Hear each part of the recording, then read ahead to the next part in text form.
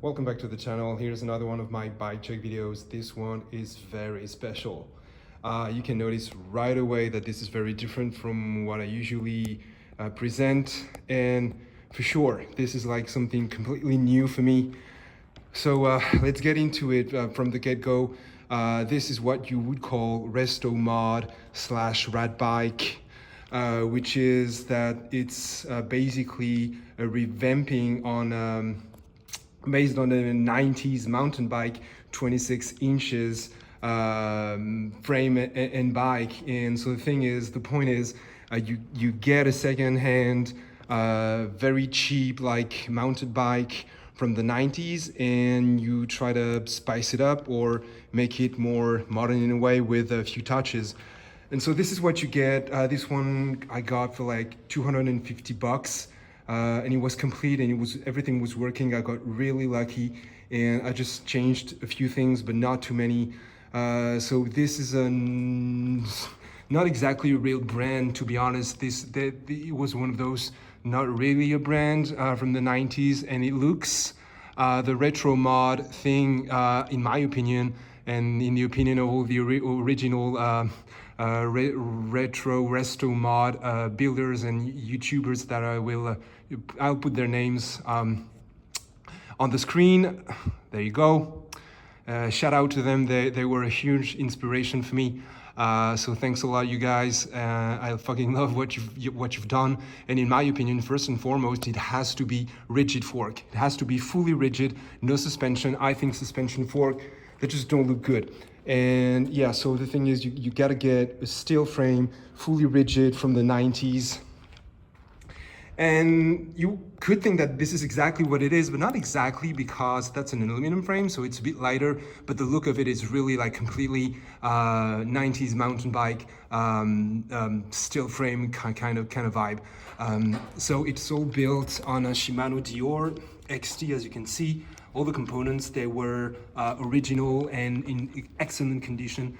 I mean, I got just so lucky on that one. As you can see there, of course, this is triple X with 3 chain rings, and I want to keep it that way because it has that vibe. There's a trend of like moving to 1X, removing all the 3 chain rings and just put one, mimicking like the gravel bikes in a way, you know, with just 1X and a big cassette. But on that one, it's in such good condition.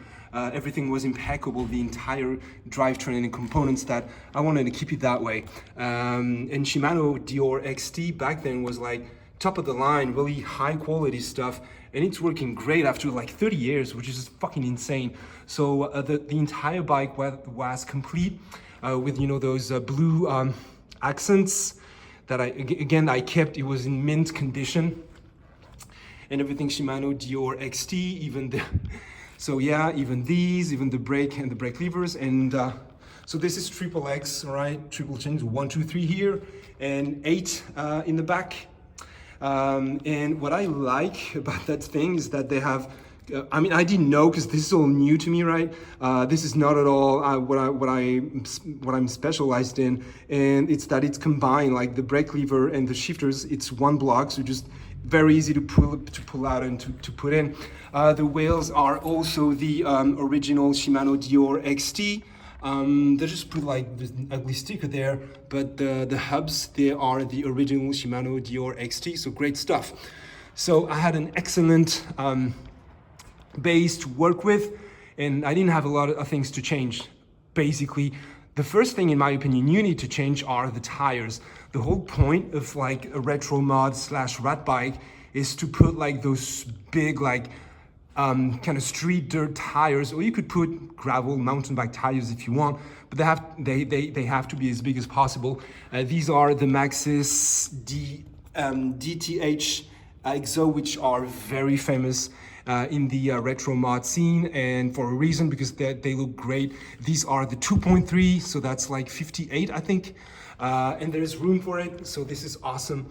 The bigger the better, obviously, so I'm even tempted to go for 2.4, maybe something like that later down the line. And as usual, tan sidewalls, just so classy, so awesome, unbeatable. So you gotta change the tires, because the original mountain bike tires are usually smaller and they don't look that good.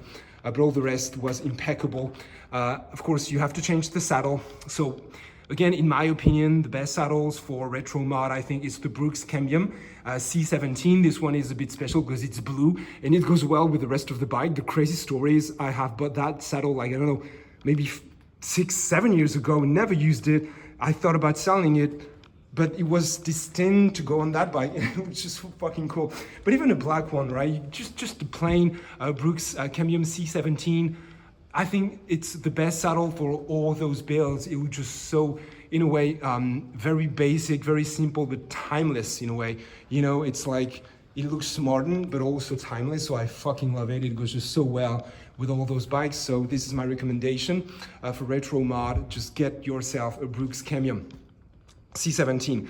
What's special about that bike, I think, was that the seat post is really, well, it's great. Looks like really high quality stuff. And it is, and it's a 31.8 mil, which is really huge. Like, because usually it was 27.2, sometimes even like odd, like 26.6 or 26.4, strange sizes. But this one is big, massive. I've kept it. It looks awesome. The cables on top. This is such a stupid idea. Maybe for the projections, I don't know, but like that has completely disappeared. But it looks cool on that one, obviously. Then the thing is, that's a very big point for the retro mod is the heads, the headset. I don't know, I can't remember the name for the love of Jesus. Anyway, usually it's 1 inch.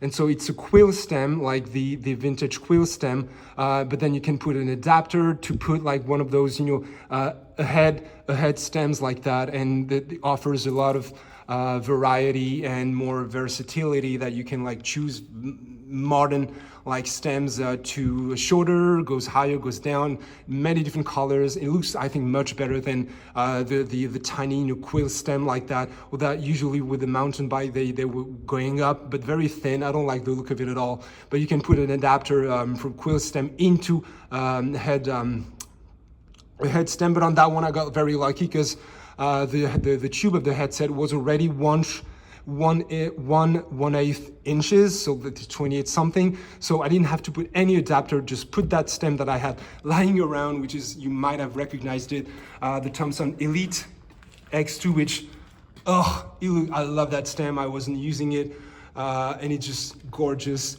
Paired it with this is again, one thing with the Restomod is what do you do with the bars, and I think the contrast with black and silver looks great, and it's a classic mountain bike, but modern, you know, mountain bike bars with a tiny flare, tiny rise, but really not too much. But it's super wide. I think it's 74, 76, and that's what I love. There's also the possibility of putting, you know, one with more rise and more sweep. Also, that's another possibility to have more like a touring vibe, or even like you can also put like a really high BMX bars. These are the possibilities. Wide mountain bike bars, or more of a touring with more rise and more sweep, or a BMX handlebars. These are the three main options when it comes to those Restomod. And so that was, I had this lying around. Same for the saddle. The only thing I bought extra were the tires, but these tires are like 25 bucks. They're really not expensive at all. And also those hand grips from Brooks, which I had, again, bought years ago, never used them. I thought about selling them too, but there they are. And on the bike, they look awesome. Why? Because, bro, they match, you know, the sidewalls and the hand grips, they match. So yeah, this is just cool. Of course, with the chrome silver finish, goes so well with the rest of the bike.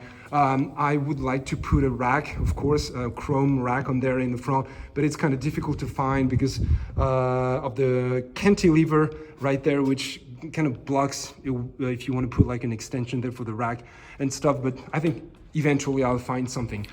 So this is it. This is my very first Restomod / rat bike 26-inch mountain bike restoration. Oh, that's such a great deal. I'm just so happy this bike like looks so fucking cool, and it's going to look even better, I think, with the rack. So this is it. This is I think the beginning of something new, a new rabbit hole for sure. I'm obsessed right now with Restomod and bikes like that. It changes so much. It's quite heavy, of course, as you can imagine, even though it's aluminum. So it was just below 10 kilos for a fully rigid 90s mountain bike. That was pretty cool. And so yeah, this is it. I hope you've enjoyed the video. I hope you like the Restomod scene. It's such a cool scene right now. Usually it's made of people who came from fixed gear and or BMX or a mix of both, and also ties with gravel scene, because you can literally transform this into a gravel bike. Just put drop bars and levers and there you go. You can really totally transform this into a gravel bike. But this is not the last, man. I'm telling you. Yeah, I'm not gonna stop there. This is just the beginning of a new chapter, if you will. But I have to cool the fuck down because, bro, I've got too many bikes.